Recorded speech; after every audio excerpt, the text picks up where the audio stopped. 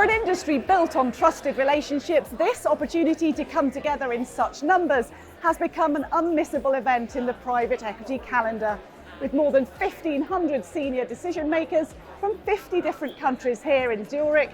SuperInvestor 2023 set out to offer high-level expert perspectives from the very outset.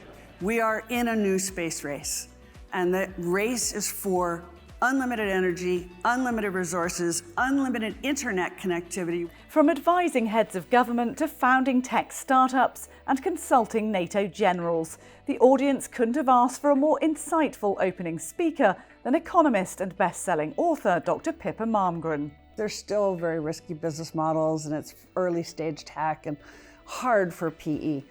But any of the innovations from space, cheap, clean energy, cheap, clean resources, cheap, easy internet connectivity will so profoundly affect businesses on Earth and geopolitics on Earth that I don't think you can afford to be ignorant of it.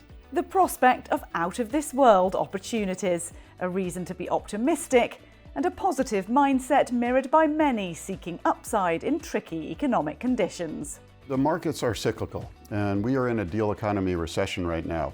The secondary market usually thrives at those times, and this is one of those moments where sponsors and limited partners are coming to the secondary market for liquidity, so the opportunity for investment has really never been better. We really specialise in the lower mid-market space, and I think we continue to think that that's going to be really interesting. You can buy companies at cheaper valuations, there's lower leverage, which obviously in today's environment is preferential. There's more exit opportunities, you're not reliant on the IPO market, which again is an interesting area to be in at the moment. But there's also maybe slightly more entrepreneurial aspects that are also interesting. So credit secondaries is very popular at the moment because rising interest rates has obviously made private credit investing interesting, and if you can buy those positions at a discount, then it's even more interesting. Decisions on where to focus have always impacted returns, with panellists here describing how they see specialisation now giving that edge. If you have a certain playbook that you apply to a company, you immediately know from the first day what you can do, how you can help the company to increase their profitability or to grow organically, inorganically. And if you have this playbook in place, what you usually have if you're specialized, then you do it more efficiently. LPs and other investors are generally putting a higher premium on specialists than perhaps they once did. And the return profile that they expect to see, is something that they're turning to these first, second, third time funds for more and more. That real expertise, that's something that they can get with emerging managers like ourselves. Alongside that essential expertise and attention to detail, ESG focus is also sharper than ever.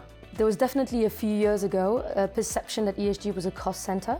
I think that we have a lot of data now, especially in public markets, and we're starting to have that evidence now in private markets, that ESG is a value creation pillar. It helps identify risks and opportunities, so it helps basically avoid the destruction of value, and it helps create value. The holy grail in exit is to find a strategic buyer. Strategic buyers don't want to be in the news when they acquire a company. And for them, the most important criteria might be to make sure the company's been future-proofed for climate risks as well as social risks. It's not just a value creation tool, it's also a risk mitigation tool for the industry and their reputational point as well. SuperInvestor 2023, a forum for the networking, meetings and conversations which going forward will shape the industry.